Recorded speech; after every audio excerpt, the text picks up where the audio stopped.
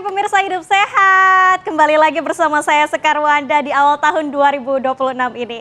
Nah, tapi di awal tahun 2026 ini ada perbincangan yang serius nih, yakni mengenai virus super flu yang katanya lebih berbahaya dibanding virus COVID-19 dan katanya sudah masuk ke Indonesia. Kita akan membahasnya karena itu juga menjadi tema kita di pagi hari ini.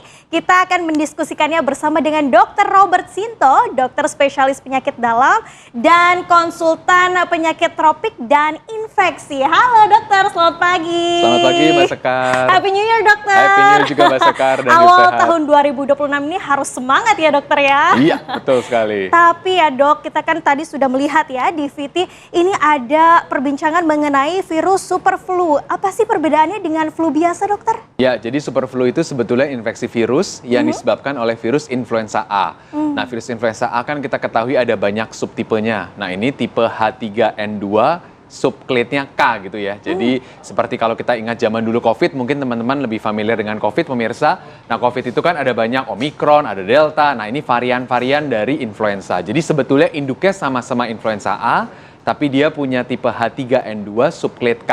Jadi sebuah cerita mutasi yang terjadi dari virus yang memang sudah kita kenal sebelumnya. Tapi benar dok, lebih parah dari COVID-19? Ya, kalau dibilang lebih parah, maka kita harus lihat angka faktual gitu ya. Selama 3-4 bulan ini sudah banyak dilaporkan, angka kematiannya tetap lebih kecil dibanding COVID. Jadi sebagai perbandingan, COVID itu angka kematian bisa mencapai 2/100. Tapi kalau untuk super flu ini, angka kematian dilaporkan untuk seluruh kasus influenza dalam 3 bulan terakhir itu 0,05. Jadi memang 0,5. Jadi lebih kecil dibandingkan dengan COVID-19. Lebih kecil dibandingkan COVID-19. Nah dok, ini ada fakta atau mitos nih dokter. Ya. Gejala super flu cenderung lebih parah dan lebih lama, meliputi demam tinggi mendadak, menggigil, sakit kepala hebat, nyeri tenggorokan, pilek parah, dan nyeri otot ekstrim. Fakta atau mitos sih dok? Ya, fakta. Fakta. Jadi laporan-laporan ada memang gejala nyerinya, gejala yang tidak nyamannya ditimbulkan, itu jauh lebih tidak nyaman dibandingkan dengan flu yang dalam arti kutip biasa gitu ya. Walaupun ini kan sama-sama influenza, tapi dibandingkan dengan influenza sebelumnya, maka laporannya, kasusnya, gejalanya lebih berat dibandingkan dengan influenza-influenza sebelumnya. Itu penyebabnya kenapa sih dok? Karena perbedaan dari tipe virusnya. Jadi tipe virus yang berbeda mengakibatkan respon tubuh yang berbeda pula terhadap virus tersebut. Nah, gambaran tampilannya memang keluhannya dilaporkan pada banyak laporan di luar negeri, itu keluhannya lebih berat dibandingkan dengan sebelumnya. Awalnya dari mana ini dok virus? Penyebaran laporan yang banyak itu di daerah Eropa, jadi dilaporkan di banyak negara, baik itu di belahan bumi utara ataupun selatan. Jadi banyak melaporkan kasusnya adalah Eropa, Indonesia sendiri juga sudah melaporkan kasusnya.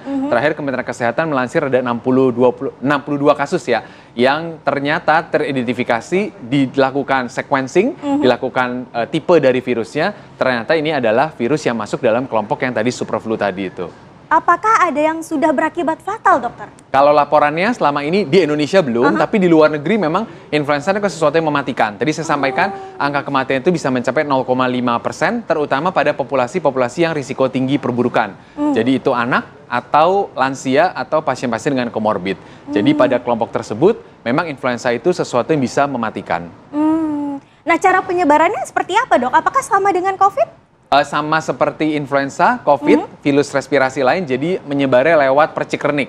Jadi kalau ada orang yang terinfeksi, kemudian ada droplet yang terhembur atau tersebar lewat udara, nah ini yang kemudian menjadi media untuk penyebaran virus dari satu pasien ke pasien berikutnya.